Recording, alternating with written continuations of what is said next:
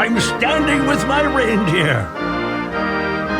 For Canada! Ho, ho, ho! Yes, it's me, Santa Claus. I travel everywhere, but I choose to live in the Canadian part of the North Pole. Canada's a most precious place. So, buy Canadian. Shop as if your country depends on it. Keep your money in Canada. For Canada. Ho, ho, ho, ho, ho, ho, ho. What up, Mike? Toronto. VK on the beat. Check.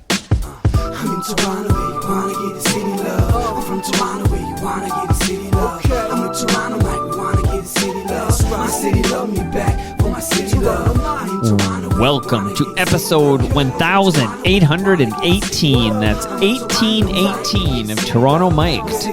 Proudly brought to you by retrofestive.ca, Canada's pop culture and Christmas store. Save 10% with the promo code FOTM for a limited time. Great Lakes Brewery. Order online at greatlakesbeer.com for free local home delivery in the GTA. Palma Pasta. Enjoy the taste of fresh, homemade Italian pasta and entrees from Palma Pasta in Mississauga and Oakville. Visit palmapasta.com for more. Fusion Corp's own Nick Iones. He's the host of Building Toronto Skyline and Building Success, two podcasts you ought to listen to. RecycleMyElectronics.ca. Committing to our planet's future means properly recycling our electronics of the past. And Redley Funeral Home. Pillars of the community since 1921. Today, making her Toronto Mic'd debut, it's Thalia Assuras. Are you there? Yes, I am and have been. I'm sorry. I'm still technologically challenged simply because, wasn't never the fun part for me. But they've made it nice and easy. It's like click here and then everything will figure itself out. Well, that's true because I just noticed I wasn't on camera. I'm just like, okay, all right. I'm trying to get myself in a, decent position. I'm jerry-rigging everything here. So, well, I can assure you this will be as painless as possible. A nice, excellent. No pain involved. And I'm happy to, I don't know, are we meeting each other right now? What are the rules when it comes to a Zoom? I don't know. Just one moment, please. Oh, yeah. You want to go in the other room? Or you want to stay there? We're starting. No, this is fine. Just so you don't. Got it. Okay. Okay, that's fine. I like this ambiance. Let's. Oh, we're good. It's he fine. Says he likes his ambiance. My husband is here. Okay. And we've been, we're away from home. So I'm jerry-rigging everything and we're heading home soon. So where's home? Thank you. Hey, no problem. Listen.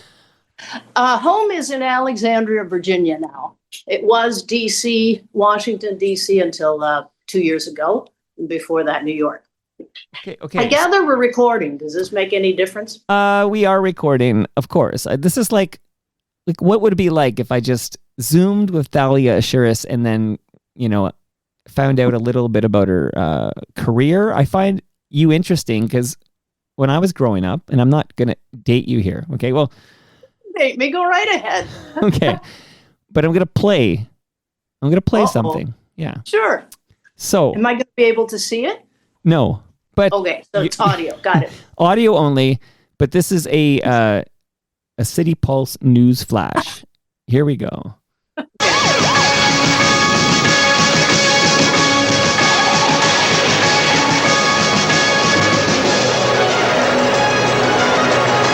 Good afternoon, I'm Thalia Assuras with some of the stories you'll see on City Pulse at 6. A 4-year-old Etobicoke girl may lose her sight after an attack by 3 youngsters. The child had a solvent-type liquid poured over her head by 3 boys in a garage. A police probe continues at Toronto Western Hospital.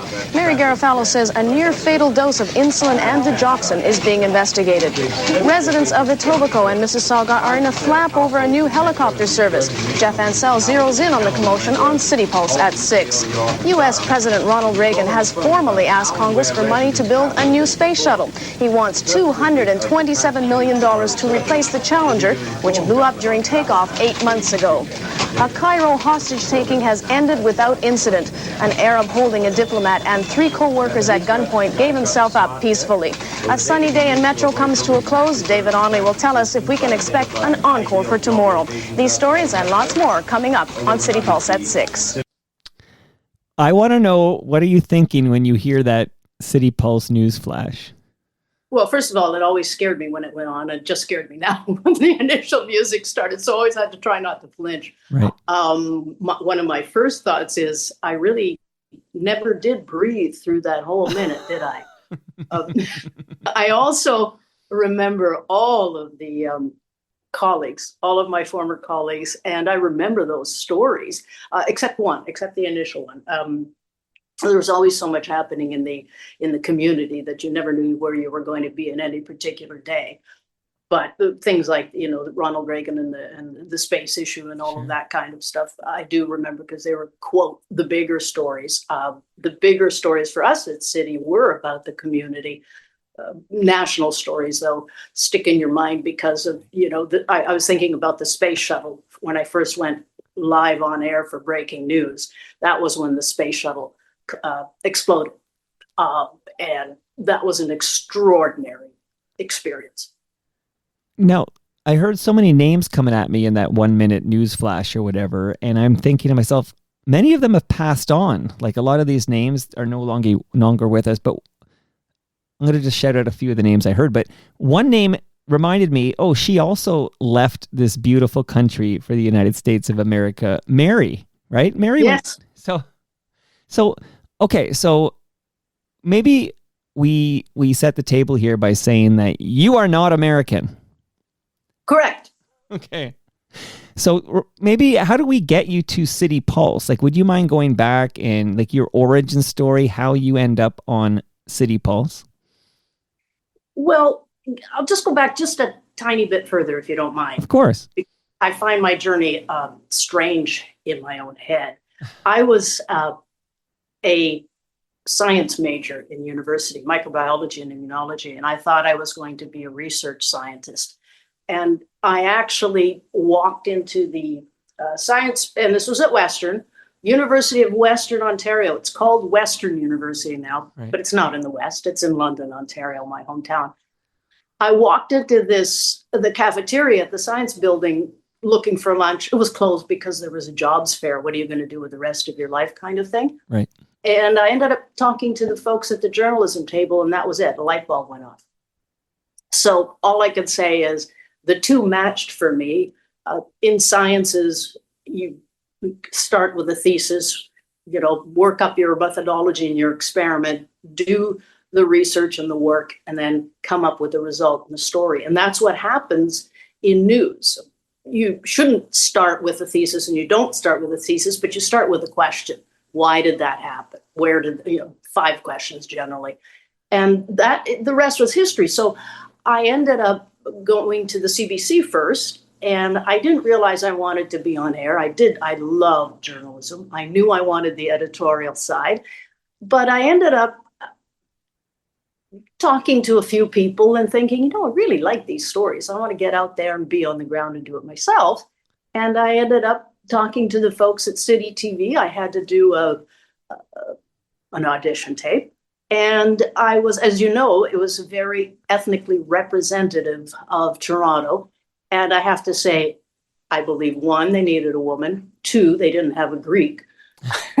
And 3, I had a different kind of background with the science background. So it all kind of meshed, and we all meshed. And there I was. And it was wonderful. Okay, many questions flooding into my brain right now, Thalia. And by the way, am I saying your first name, Thalia?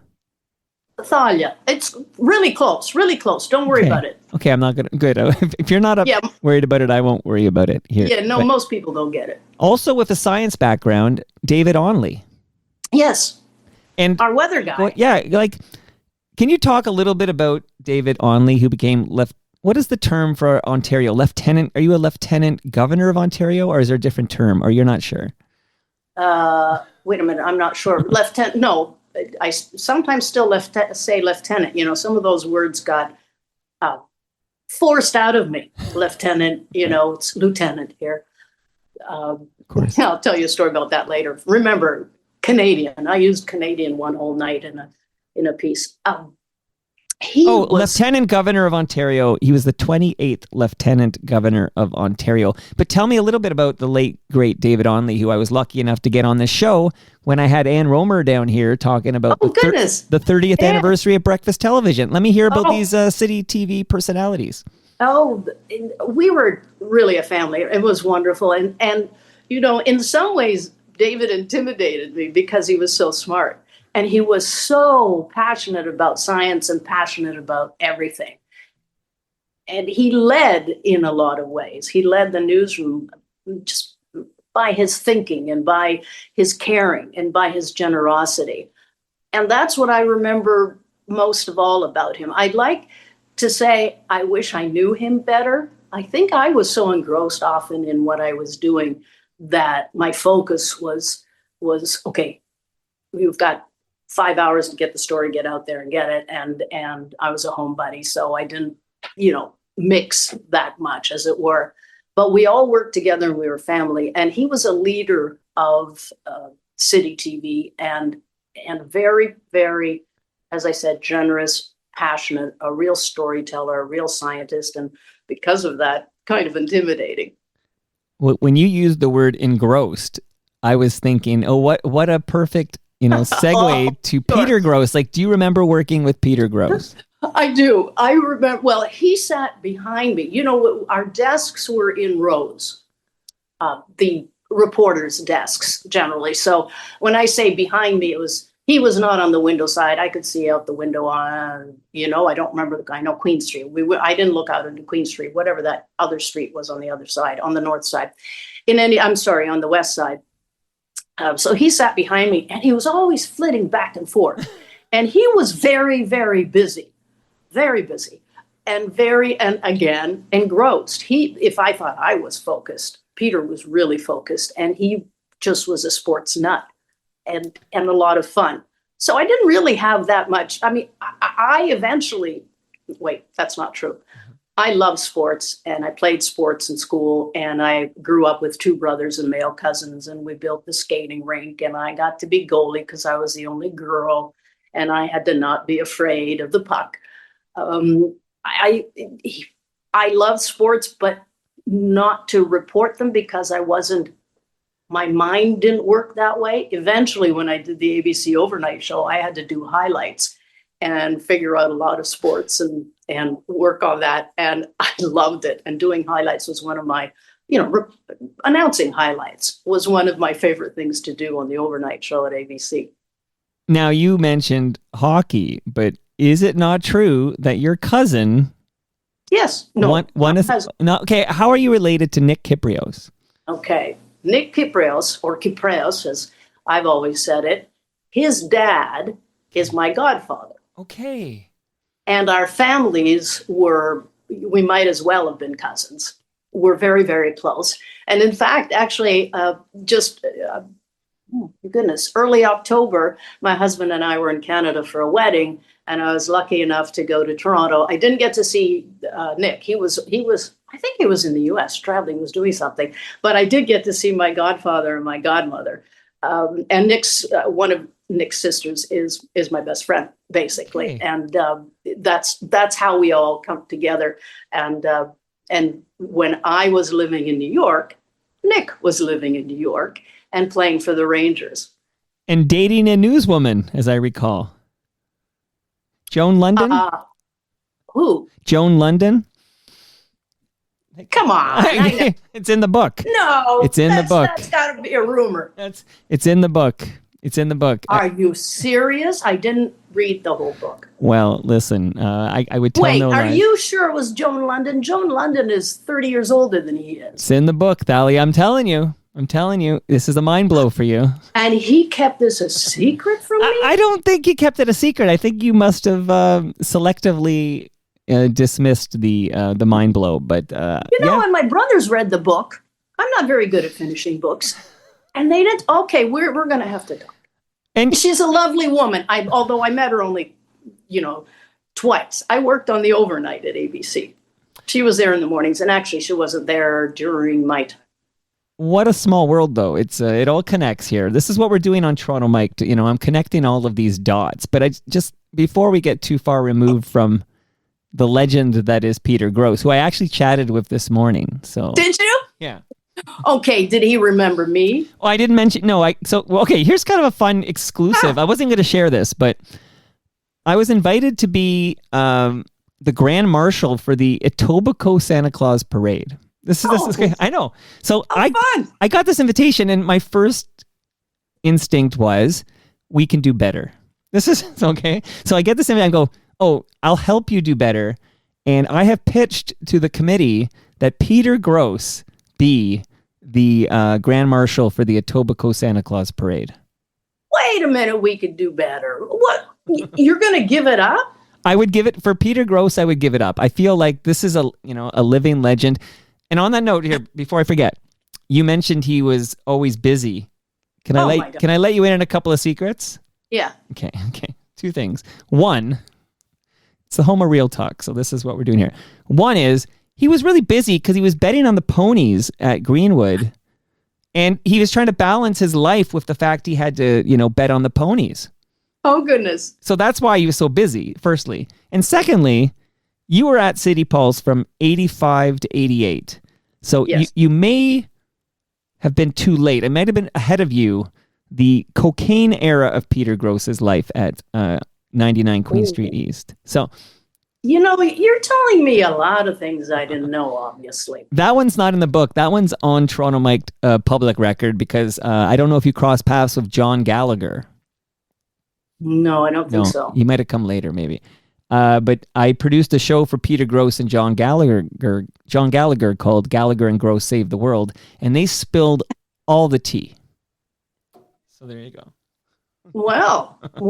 So now I did know there were discussions, rumors of some extracurricular activities of that substance sort, but I never saw it myself, and I'm pretty much a nerd. Never partook. Right. And it was hidden, so I don't. If that was during my time, gosh, I'm assuming he's over it. He's over it. Yeah, he doesn't touch it now. Of course, he hasn't touched it since the 80s, actually. But I'm glad you didn't partake. It's bad for your heart. I'm glad you didn't partake. And you're a serious newswoman. Why would you mess around with that? But absolutely, it was. Now, what year does the Moses City what year does the Empire move from 99 Queen Street East to 299 Queen Street West? Do you know? No. Yes, I do, because it was in the midst of when I was there. We had to move, so it was probably in the middle, right in between. When did the space shuttle explode? 88? 87? It was the year after then. Okay, 88 probably. Okay. Just as luck would have it, we're recording this on November 13, but it won't drop today because it's going to drop next week. But tomorrow, in real time, I'm chatting with the architect who was responsible for implementing Moses Znaimer's vision for 299 Queen Street West. So people will have heard that probably before this moment. But I can tell you, every time I see a documentary or read a piece about, let's say, 299 Queen Street West, when I always think, this is the safe PG version. They're ignoring the role of drugs in that building, and I think it was significant. I'm glad you did not partake. Thank you very much. Although maybe I missed something real fun. Kids don't take drugs. Don't do those drugs. Michael Jackson's daughter, Paris, have you noticed she's telling kids not to take drugs and is showing off her septum, which has a hole in it? I haven't been following this. Okay. Don't ask me why I know that. Why? But well, no, I need to know these things here. So, and another name I heard referenced in that City Pulse newsflash, and don't worry, we won't spend an hour on this, but Okay. I want to find out why you left us and talk about some great things you did in the United States of America. But Jeff Ansell had passed away recently. Yes. And I would love you to hear what you could say about Jeff, because I just want to say that Lauren Honickman came over and paid tribute to Jeff. But what are your memories of Jeff Ansell? Well, in fact, Jeff and I talked a few times, after I left and when he left the business and was doing media training himself, which I did later in life too. Jeff was always really intense and always committed to trying to find the answer to a number of things. Also loved his voice because he had that, kind of marbly, deep voice. He was also a real family guy. And so it was, he didn't hang around the newsroom after hours either. So I can't say I knew him really, really well, but I remember, he sat, pretty much right beside me. Oh. So sometimes he was annoying because he'd be loud on the phone. In those days, it was an open newsroom, and most of the newsrooms I've worked in were open newsrooms. But it was kind of louder in there because if you remember, the newsroom was also the studio, so it wasn't acoustically the best for when you were on the phone and doing research and calling up people. So he was one of the most vocal, let's say, in terms of listening to him on the phone. Try not to listen because, I had my own work to do. But I know I read some of his book he wrote. He was very good at what he did and cared deeply about what he was doing, and a lot of the issues. Who were your work buds? I know you were only there a few years, and we're going to get you to Global and then get you out of the country here. But who were your buds at City Pulse? Well,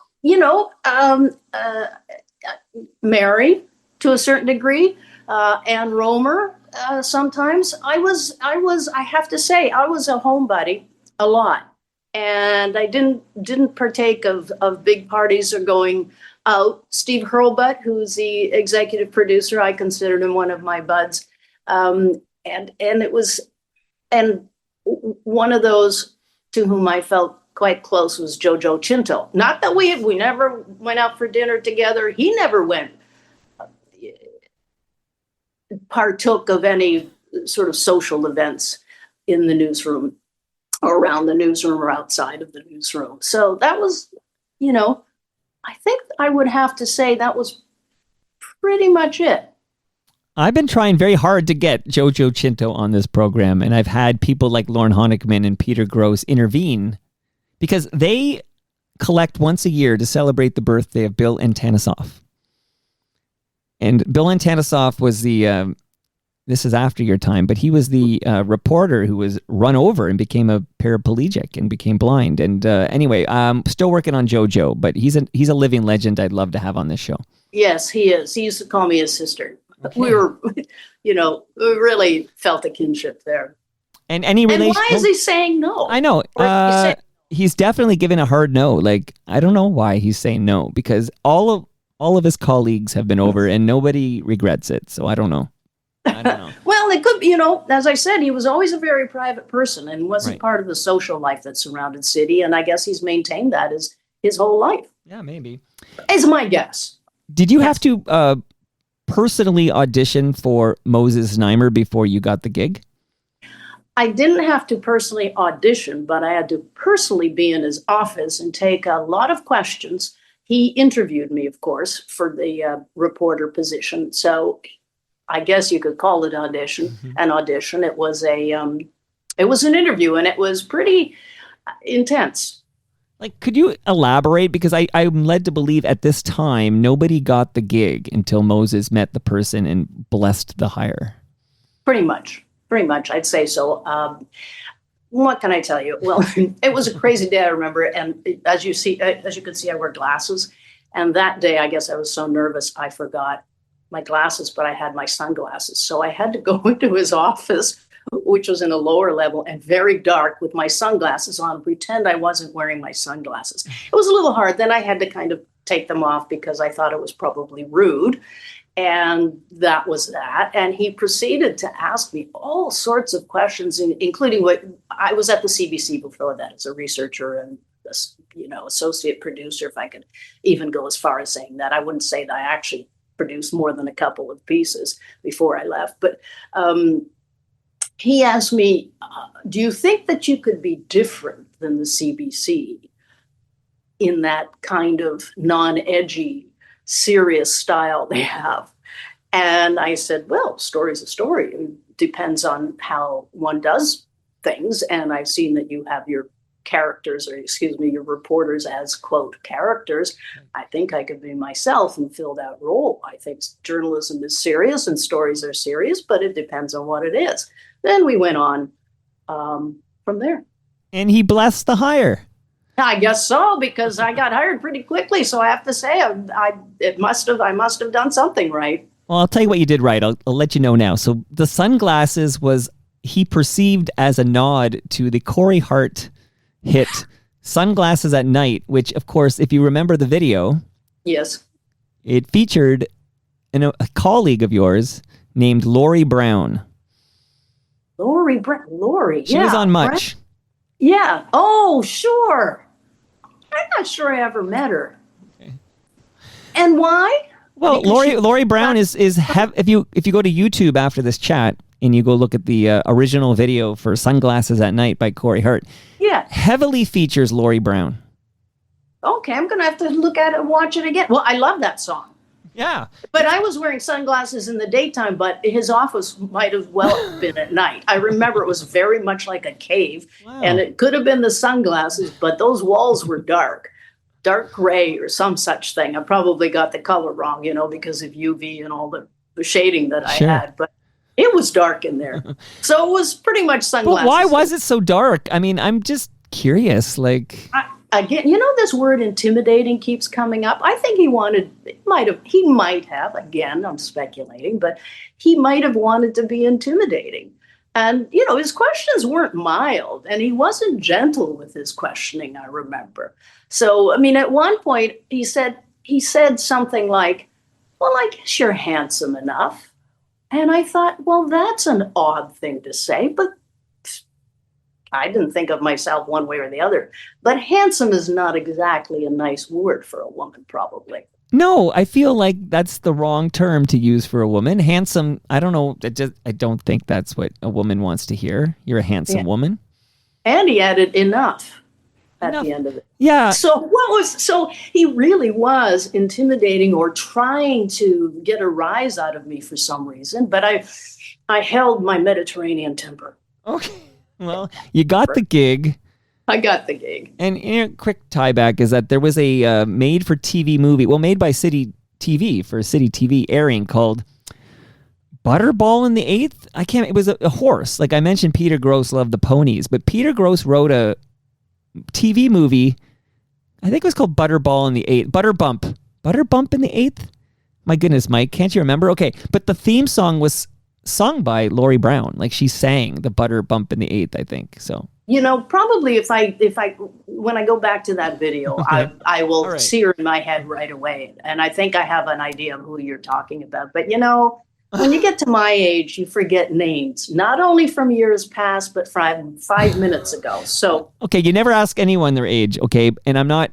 You can tell me your age or not tell your age. I will tell you, you don't look like somebody who should be forgetting anything. Oh, well, you're very kind. And let's put it this way. I'm closer to 70 than to 60. There's a mind blow right there. Mind blow for you right there. Okay, we're going to get out of City Pulse, but just to deflate your tires here, when you do go to YouTube and watch the video for Sunglasses at Night, immediately afterwards, watch the video for the Eurythmics. Okay. Sweet Dreams Are Made of These. Okay. And you'll realize something that it took me far too many years to realize. Oh yeah, like the reason we like Sunglasses at Night is because it's essentially the same kind of opening and synth deal as Eurythmics, which came first. Wow, you really know how to study this stuff. Well, I'm gonna look at it very carefully. But okay. I like both of those songs a lot. Yeah. They were part of my life. Yeah. Well, you need a CanCon version of that Eurythmics smash. So there you go. Okay. So, okay. Why do you leave City Pulse? I left, and it was a very hard decision because I almost said no. I left because of the types of stories I wanted to do. And again, I guess I'm more serious-minded than most people think, but at the same time, than a lot of people think, but at the same time, I supposedly have a sarcastic edge and a fairly decent sense of humor. But I wanted to do more broader stories. I wanted to do more outside of just Toronto. And I thought, and I felt that I needed to learn more. And that's pretty much it. And they courted me, so that was kind of nice. Was it Global that courted you? Yes. Okay. But so you get an opportunity to do some, evening anchoring at Global TV, right? This is late 80s, I suppose. Actually, I did. I did mainly morning at first, right? Okay. I was the news, I hate this term, news reader, as opposed to one of the co-hosts. And I got to fill in sometimes for Valerie Pringle. But then I started doing later on, I started doing some evening news on the weekends. Okay. And again, I promised you I'm moving on from City TV, but did you have any interaction with Ann Moroskowski or Gord Martineau? Sure. They were great. When I said David Onley was the leader of your, they were too. I mean, they were the dynamic duo and were very energetic, very much, again, devoted to their jobs. They knew what they were doing. They were having fun. And it was just a joy to work with them. Okay, what if I told you that Ann Moroskowski sat in this chair right here and told me for 3 years, this is Ann telling me, it was recorded on the record. She said for 3 years, Gord only talked to her when the red light was on. Would this shock you? No. Okay. We'll just leave it there. I'm not sure he talked to me either, except for when the red light was on. Okay, we can leave it there. I just wanted to see if somebody could corroborate the possibility that this is accurate. But he was so good. I have at what he does. Yeah, I mean, on a personal level, no real connection, but he could do anything. He could remember everything and speak so spontaneously that it was. It never stopped amazing me, and it was probably one of the first times that had ever happened. Sorry, there's a doorbell going off, so we're going to try to ignore that. I like the ambiance. Remember, okay. I like it. This is just, we're just chatting here. You're on vacation? As long as, just time away. I'm retired. Okay. I'm on, I was going to say I'm on vacation every day, but that's not true. I think I'm busier now than I've ever been. You got to keep busy. Retirement is fun. I was going to shout out Aerosmith. They had a permanent vacation, right? So, okay. All right. Go ahead. No, it's okay. I'm listening to the door. I think we're... Well, if you need to get it, that's okay, right? We're not, Okay, cool. Nah, it's okay. Because it's being taken care of. The butler is here. Okay. So Life is good. Life is good. Okay. Yeah. Can we get I hope nobody believes that there is no butler. Yeah. You know what? Who did I have down here? A gentleman named Mike Stafford. And twice, this was yesterday, and twice he was telling a story where he was going to get to a joke, but I fell for it twice. Like, I feel like Charlie Brown trying to kick the football. Sure. So I get that. I'm going to tell everybody you have a butler. Okay. His name's Mike. Oh. Yeah. I finally got a gig. Okay. Please tell me about getting the offer to go to Canada AM. Yeah, that was, that I had to audition for. And I remember sending in my tape. I don't remember much more than that. Everything happened so quickly. One of those times when everything happens so quickly that it's, what are the steps?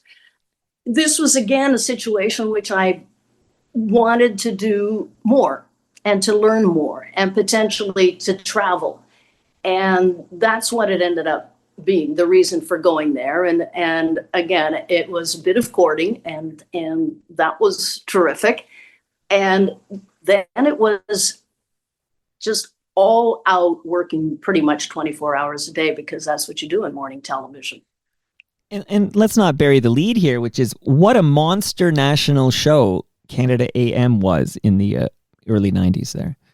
Oh, it really was. I mean, we did everything. And to have Keith Morrison and Valerie Pringle as your co-hosts was really a treat. I know I keep saying all these things about people being great to work with, but it was true. And I admired their work and what they could do. They were always so full of information, very smooth, very clear in what they were doing, and had a really good banter between them. And, you know, Keith Morrison is a voice that continues to speak at NBC. So it was a really high pressure, but at the same time, extraordinarily satisfying type of job to have, because you had to be ready for everything.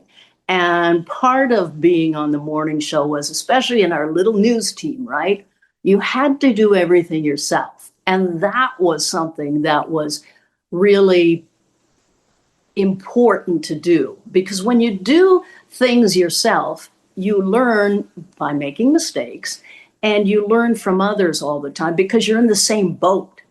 And it was a point of pride daily to get through our 5-minute newscasts. Well, now, for many a Canadian broadcaster, news broadcaster specifically, like that's top of the mountain stuff. Like, it's Canada AM. Like, this is peak. Like, you did that in a relatively short period of time, really. Yeah, I guess I haven't thought about it that way, but I suppose so. And thank you. Yes, it was extraordinary. I can't even tell you, I never imagined myself being there. And I think the one thing that maybe kind of drove me is I always believed that if you do the work, put in the effort, you use your head, you try to be good and generous and kind, then maybe that's what helps, as you say, helps you get to the peak. And I was blessed in many ways with great teams of people. Because remember, and you have to remember, and I think a large part of it was my attitude. You know, without every single person in the team, and from our producers to the writers to the camera people to the floor director, you couldn't do anything. So I personally didn't think, quote, I was better than anyone else. As a team. Now, I want to hear from you, but is it possible that you realize this pond that I was born into is too damn small for me? Yeah, kind of. Again, I think it was one of those, you know, I want to get to bigger stories. I want to learn something. I've not lived in the United States. And I was asked to audition for ABC Overnight. I don't know what they saw, but people obviously in the overnight world at ABC watched morning television, Canadian television, and we kind of clicked. But part of it was, yeah, I think I should learn some more. I think I should go elsewhere and not be just comfortable. I was comfortable. I was lucky. I was going to do more evening news. I was going to work with Craig Oliver in the mornings on the weekends and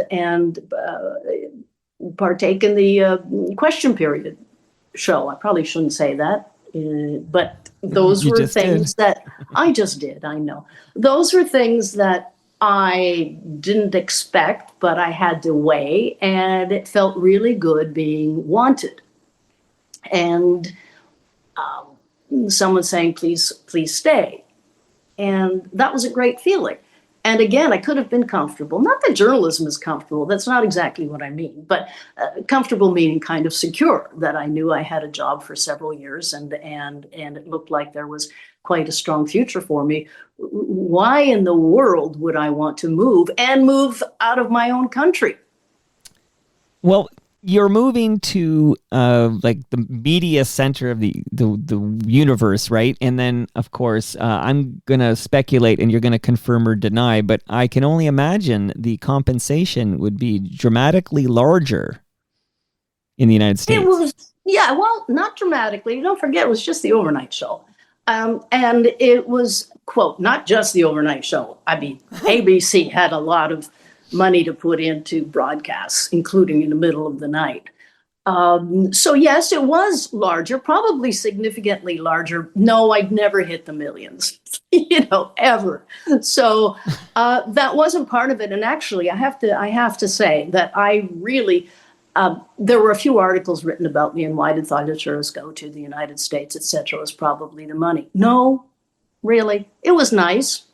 I ended up probably making more money than I would have imagined. I thought they were paying too much, but considering my rent, yeah, it was fine.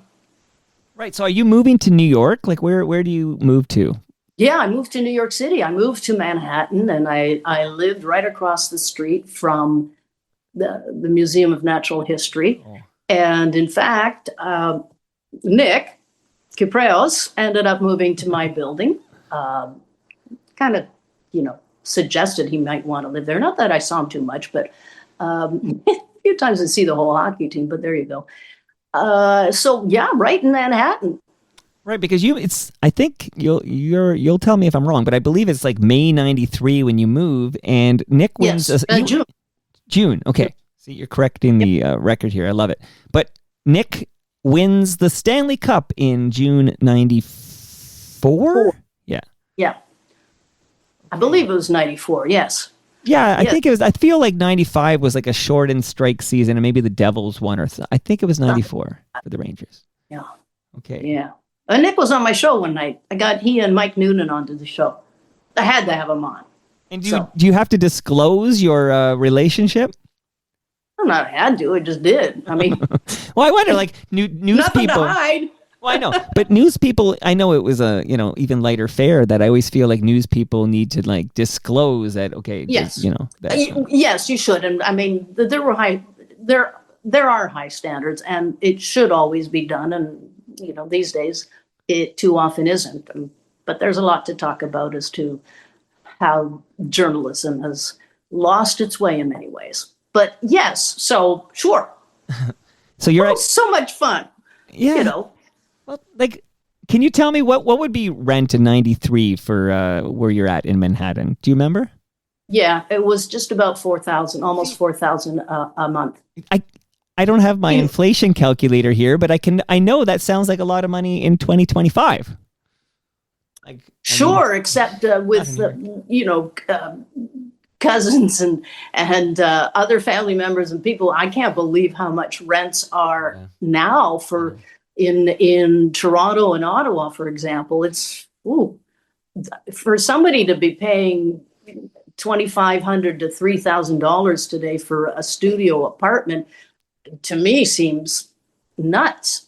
Oh, I know. You and I both, because I mean, in that same year, in Toronto. In Toronto, yeah, of course, in Toronto. So 93, when you're paying the $4,000 American to be in Manhattan, about that time, I'm living at Charles Street in Yonge, and it was a studio apartment, but no, they call it a bachelor. So I didn't have a bedroom, but pull-out couch. But it was $429 a month I was paying. Sure. I remember those days. I think my first apartment in Toronto was like $750. Yeah. No, I remember my first... Isabella Street off of Yonge. Oh, now I'm thinking of Neil Young's Ambulance Blues. You can listen to that, the third song, where he shouts out where he lived on Isabella and his building. They tore it down. They tore it down. So... Wow, your life is mostly about music. No, I don't know why. These are random things. I don't know what's going on here, but Neil Young's 80th birthday was yesterday. Was it? Oh, I love Neil Young. Say hi to me if you see him. Yeah, never seen him, but You Canadians who made it big in the U.S., you all hang out, right? Oh, yep. Oh. Kind of. Or at least we all know each other. You all know each other. So let's, again, a lot of my U.S. news stuff is a bit wonky here, but you're recruited, like the fact that ABC wants you. Yeah, I agree. I mean, you just said it, but it wouldn't be all about the money. A lot of it is like ABC. Sure. I mean, Peter Jennings, Canadian. Of course. Think about it. This was okay. Wow. Maybe I'll get on his show one day. Wouldn't that be cool? Maybe I'll get to meet him, kind of thing. And he was really terrific. I can't tell you what a gentleman he was. Yes, this was, now, the one caveat to all this is, one, I moved away from Canada. That was kind of rough. Two, it was New York City, and the culture is very different there, different than Toronto, different than Canada. The first time you go into a bodega to order something and somebody yells at you kind of is a little bit disturbing, And three, I worked on the overnight show. So when I said earlier that how much time I spent working or absorbed in the work I was doing at ABC on the overnight, I worked overnight. So of course I didn't see anybody. And during the day I had to sleep, which was really hard to do, but I did. So there wasn't much, it was like being in the Twilight Zone for about 3 years. And you dropped the name of the late great Peter Jennings, of course, Canadian, as you pointed out, but also Canadian, Kevin Newman. Yes. And we worked on the overnight show together. Yeah. Like that's kind of wild, right? The couple of Canucks. Kind of. 3 Canucks right there in one place. Right. They had a Canadian fetish going on over there at ABC. Something possibly like that. I didn't realize the other day, I noticed, I discovered that, 2, Scotty on Star Trek was Canadian. Yes. And Seth Rogen. Yeah. Seth Rogen. I just had a guy over here. He owns a brewery in East Hamilton. This is for the Great Lakes Brewery podcast. And he was just here literally until about an hour ago. And Mike, what's his name? Brad is his name. And I have his beer. Brad Clifford is his name. And honestly, his voice in the headphones, and he was sitting right here for a good hour chat with Troy Birch, but he sounded exactly like Seth Rogen. Really? Yeah, like this. So if people want to hear the latest episode of Between Two Fermenters, it sounds like Seth Rogen's on the show. And he actually looked a lot like Seth Rogen, too. Really? Yeah. Even that's surprising, too. Yeah. Well, then you've got Ryan Reynolds, and you've got, oh my goodness, Ryan Gosling, who's from my hometown of London, Ontario, who, by the way, excuse me, I interviewed when I was at Canada AM with big hair. Not him, me. Right. He was 14, 15. He was one of the Mickey Mouse kids. And the reason I knew that, and I admitted this, I didn't remember interviewing him, but NBC, the Today Show, was having an anniversary show of some kind. And Ryan came up for some reason. They said, well, would you mind coming on the air and talking to us about him? And I did. Although I had to admit, most of it, I thought, really? I asked those questions, and then we kept going back to the hair, so I got away with it. But he's from my hometown, too, so think about it. I think there's been a Canadian infusion, which is, on the entertainment, Hollywood, journalism sides, is being kind of held up by Canadians. Oh, wow. Yeah. And don't tell anybody. But also in New York City, you got Michael J. Fox roaming around. Yeah. I never did meet him. I really admire him too. He's done some great, great things. It's not too late. I'll make some calls and see if I can Thank you. broker a summit over there. And then again, I'm not going to, bug you with too much politics here, but what is it like to be a Canadian in the USA with the president threatening to annex us as the 51st state? Well, let's just say I have my Canada's Not For Sale hat. I've got my elbows up T-shirt. I wear my red sweatshirt a lot with the big maple leaf on the front, and I focus on it a little bit too much. And I'm very proud of Canadians for saying, "Hey, wait a minute. It is probably one of the most absurd things I've ever heard, and I find it extremely offensive and demoralizing that a great friend of Canada regards us in that way," meaning the United States and the American people. Excuse me, it's not the American people who are feeling that way. I have there's in my neighborhood about a block and a half away. I do a lot of walking, and there's one house that has a Canadian flag out. So finally, one day I just thought, okay, I'm going to talk to these folks, and it was. I met my neighbor. She happened to be outside, not Canadian. Just said, "I can't believe what this administration or this president is saying about your country. And so we had a nice chat, and I think it comes really from one person, and it's really sad, and I can't take it.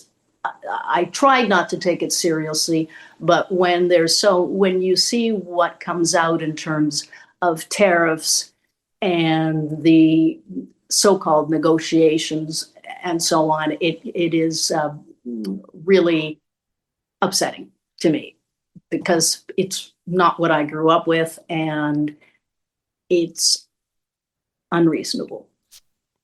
I'm glad to hear you say this. Well, I'm trying to be diplomatic, but, as I said, I have my T-shirts, my hat. I was a little concerned, about, I just dropped something. Oh, well, about, coming back home in October and getting back into this country. Not that I have anything to be afraid of, but this administration isn't a fan of journalists either. So there you have it.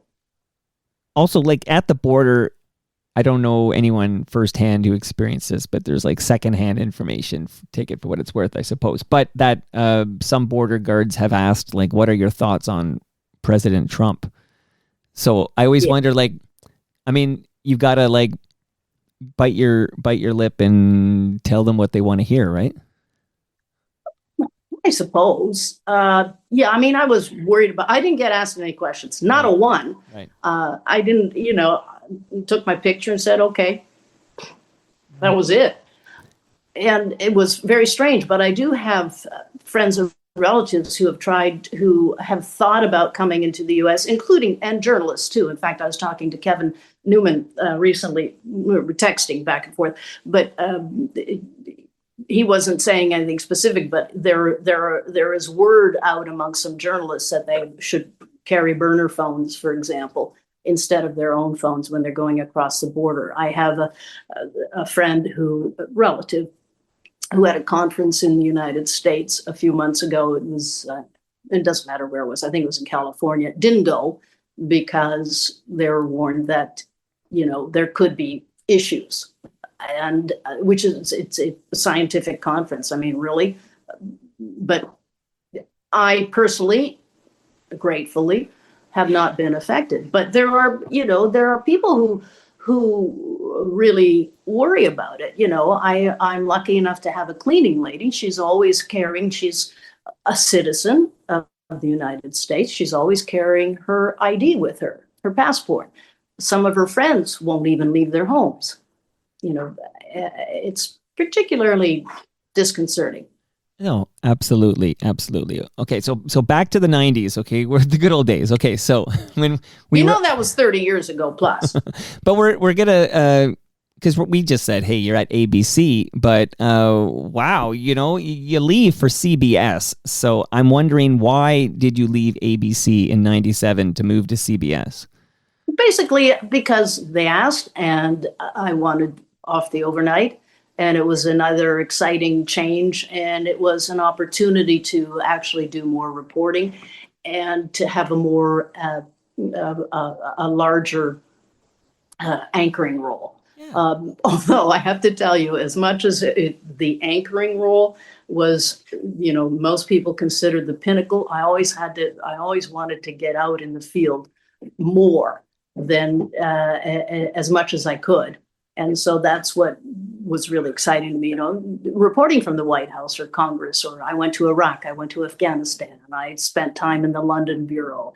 I traveled with President Bush. Those were the years I was George W. Those were the presidential years. I was still a journalist. Anyway, that's why. Okay, I'm going to play another clip. There was a lot to do. Well, you did a lot. Like, it's very impressive. And you're there, I guess, you're there about 12 years. Is that right?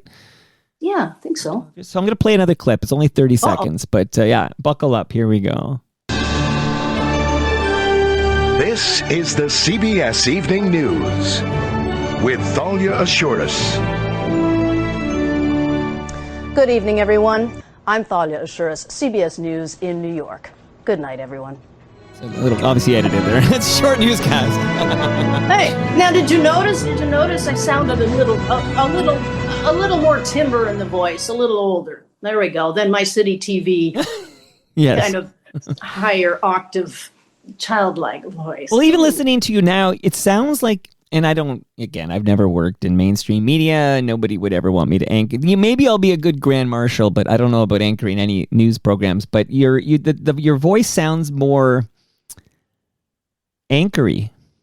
Like, oh gosh, no! My husband always made fun of me. So your voice always changed when you were on TV, and I always thought, no, it doesn't.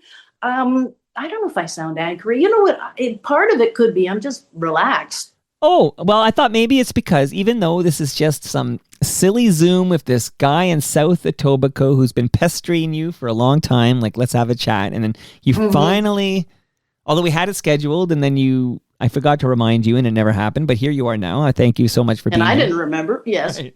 But here we are. By the way, if I may interrupt, do you ever leave there? Leave where? The basement? Yeah. Do you know that I go on a 90-minute or 90 to 120-minute bike ride on Toronto streets every single day, 12 months a year? Wow, good for you. So that's it. I'm telling. So I do leave here for that much time, anyways. But also, always the kids. I have 4 kids. There's always something going on. But I'm here waiting for greats like you to agree to chat with me. So I do spend a lot of time down here. That's true. That's true. Very kind. Now talk about anchory, calling me a great. Yeah, but thank you. Well, it's just you're just making this head balloon. Just keep going. right. This is what you're here for. Now I'm pumping the tires after deflating them on the Corey Hart. Yeah. Mind blow there. So you do a lot at CBS, and you're there till 2009. But I played that clip there. So, and again, and I had a fun fact here. I think are you the first Canadian woman to anchor the CBS News? Is that what is the fun fact here? Something like that? I suppose, I never thought about it. It's possible you're the only. That's a good question. I have no idea. It might be true that you're the only Canadian woman to anchor the CBS News. Could be. John Roberts, he was probably the first Canadian man to anchor the CBS Evening News. And you worked with, he was gone before you got there, right? Gone from CBS? No, I meant, sorry, not CBS. City Pulse, because we crossed maybe for a couple of months. Okay, yeah, because he was on Much Music, and then he was doing some news so you overlapped for a little bit, but that's a good point, bringing up J.D. Roberts. I loved watching the new music with Jeannie Becker and J.D. Roberts. Yeah, same. Any relationship with him? I don't think he's got his elbows up. But I shouldn't say that, because I shouldn't say that. That, Mike, you might be wrong. Well, but he's still working in the business, don't forget. Right. And that would be making a political comment. Right. Don't you think? No, you're right. And so I'm retired and I can, wear whatever I want. No. And, I know he's, in his heart, he is very much still Canadian. But, I think he's an American, and he's got a whole family here. He's not going to, you're not going to do that when you're a journalist. No. The minute the words escape my mouth, I realize that's not fair to J.D. Roberts. He's working for Fox now, and he's covering he's in Washington covering the President of the United States. He can't have his elbows up. No. You can't. I mean, you could be, Mike Myers. Who else? He was on Saturday Night Live. He had his elbows up, shirt, and who else? And our sports jerseys. Listen. In my household, when the Olympics come along, thank goodness we have televisions in different rooms, because then I can wear my Canadian jerseys, and my husband and anybody else can wear their American jerseys, and we meet after the game is over. Michael Bublé also has his elbows up. I'm just pointing. Does he? Yeah, he's got his elbows up. How do you think he's doing on which one is he on The Voice? See, you're asking the wrong guy. I couldn't tell you he's on The Voice. I got to say, that's the world I never see, the only time I turn on like what I would call like regular television now is when I watch live sports. Huh. I know. Okay. I know. Okay. Well, I mean, I do when I'm flipping around. I don't stand watch unless some singer or contestant catches my ear. Boy, there are some good ones, but I don't think I've watched it in forever. I think I saw a commercial or something. But Bublé is like, he's a great host. I saw him host the Juno Awards like fairly recently, and he's a great host. Well, see, you can be a grand marshal then. I think Peter Grosz would be a better grand marshal, but okay. Well, why don't you do it together? Well, you know what? It's funny you say that. When I was chatting with Peter this morning to see if I pitch him, would he do it? Obviously, I'm going to pitch him. He's going to get the gig and he's not going to show up or whatever. And then I did say, he complained about being out in the cold. And I said, listen, I'll sit beside you and we'll drink hot chocolate from Ridley Funeral Home, which is a sponsor of this particular parade. And he kind of warmed. I think he's going to do it as a favor to me. But yeah, we might sit beside each other. So it'll be like Peter Grosz and his producer or something like that. Right. Aw. Yeah. Well, that would work. And maybe I'll just have my arm around him the whole time. And then I'll be telling him about this chat I had with you.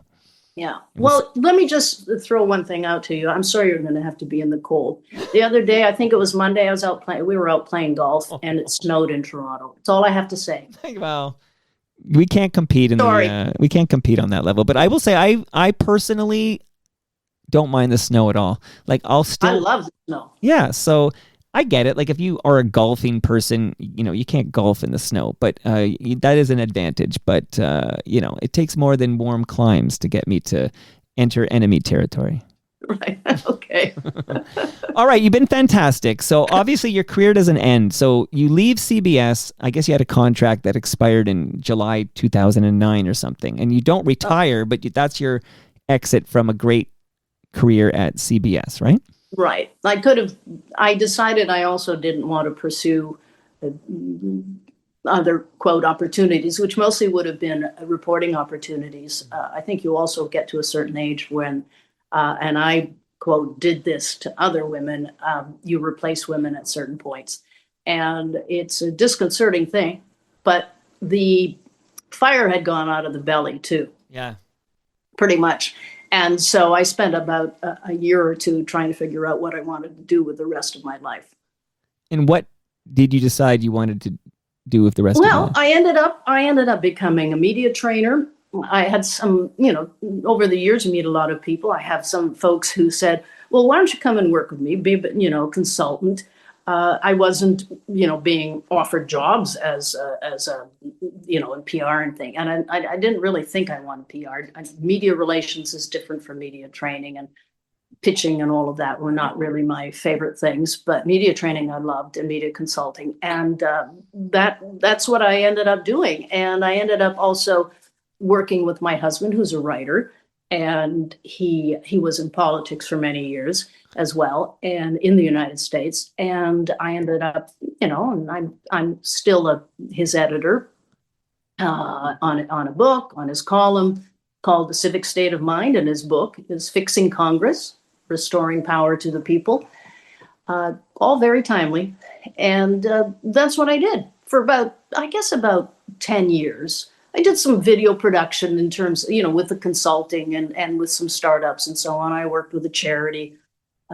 It was all, a lot of fun. I also decided I didn't really want to work that much. Well, you've earned a break. Yeah. I mean, and running your own, and I was running my own business, and I discovered I really don't like running my own business. But at the same time, I liked being my own boss. So I was kind of stuck in the middle. I had to do both because I wanted to do both.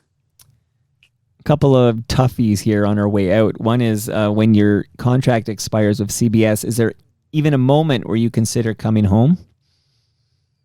No. And the only reason for that is because I had, gotten married about 3 years before that. And, I have a whole new family, and there wasn't coming home would have been if I had wanted to pursue my career, I think. or in some way seriously want to get into, I did with my own consultancy, but really wanted to seriously hit something hard as a career. No, I ended up essentially becoming a part-time employee as a consultant with, it's kind of hard to describe it. It sounds like it's part-time. It's not really. Right. But it wasn't, I wanted to be devoted to anything for 12, 14 hours a day, which generally had been my life for so many years. When you said your husband writes, so he's a novelist? I mean, you mentioned the one book on Congress. Oh, no, he writes columns, and his Wait, what's his name? His name is Mike Johnson, not that one. Right. Well, actually, there's so many Mike Johnsons. We got a former NHL player here who does analyst work. Yeah, named Mike Johnson. He was a Leaf, and he does TSN analysis. Yeah. Oh, yeah. Nice. Yeah. So he was a journalist before he became he got into politics. He worked in the Ford White House. He was chief of staff to Bob Michel, the Republican leader in the 70s. He's over here. Let me ask you this. So Mike Johnson, 80s. Yes. It sounds like he's had a great career himself, and he scored a great wife. So kudos to him. But are his elbows up? He's an American. Are his elbows up? I can't speak for him. Can I talk to him? Can you? You want to talk to him? Like, he's married to a proud Canadian, but well, let's just say he was rooting for the Blue Jays. Okay, good. But if the Blue Jays were playing the Yankees, would he still be rooting for the Blue Jays? Oh yeah. No. We did beat them. He knows what's good for him. Okay. Well, this was good for me. Can I tell you? I have, honestly, because I used to see you. I used to watch you on City Pulse, and then I'd see you're on Global, and then you're on CTV, and then you disappeared because I don't spend much time with American news, and you disappeared from my life. But I would hear about, like Mary Garofalo, I would hear, or Russ Salzberg. Oh goodness, yeah, gosh, yep, everybody, like all these City Pulsers, and John Saunders. I don't know John Saunders, and I don't think I worked with him. Okay. Right. Okay. But I always wondered, I have questions for you. I've been holding on to these questions for decades, and here you are giving me an hour of your life so I could pester you. Well, you've been pestering me just fine. No, I really appreciate it, and I'm glad to hear, actually, that you do get out of there and go for an hour and a half and, or so on your bike. And you have 4 kids? Yes, I have 4 kids. How old? Okay, so there's a 23-year-old who's wrapping up a degree at York. I know, see, all these white hairs. Wow. A 21-year-old is living in Montreal right now, wrapping up a degree at McGill. And there is an 11-year-old who has soccer practice tonight, and I'll be biking with him to soccer practice. And there's a 9-year-old, 2 marriages. See, this is how you get the gap, okay? And there's a 9-year-old, my youngest, who I just biked to school with, and she's the final in this series. Oh, wow. Well, isn't it great to have I married and this is my only marriage, but my husband already had, and we have 5 children, and we now have 5 grandchildren. So there you go. I married a guy with 5 kids. We're politically not affiliated. We're not from the same country, and there you are. As long as his elbows are up, I like the guy. He's great. Okay, good. And you're happy. I am. I'm blessed. And how many kilometers? I'll speak Canadian since you're Canadian. Mm-hmm. How many kilometers would you, if you're going for a walk on a nice evening or whatever, what would you consider a long walk for you? More than an hour. So is that like 8 hours, 8 minutes? That's probably, usually it's about 6 miles. Yeah. 5/8 is a mile. 8 to 10 or something. Okay, good for you. Yeah. Okay. It's good. I'm not a very good bike rider. I sold my bike years ago. So I was thinking of getting one, but a little dangerous.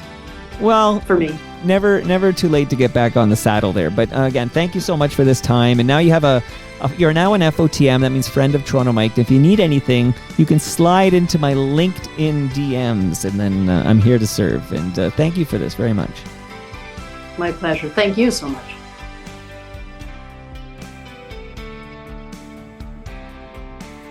And that brings us to the end of our 1,818th show. 1818. Go to torontomike.com for all your Toronto Mike needs. Much love to all who have made this possible. That is a retro festive. Great Lakes Brewery, Palma Pasta, Nick Iones, RecycleMyElectronics.ca, and Ridley Funeral Home. See you all Tuesday when my special guest live in the basement, it's Melanie Doan.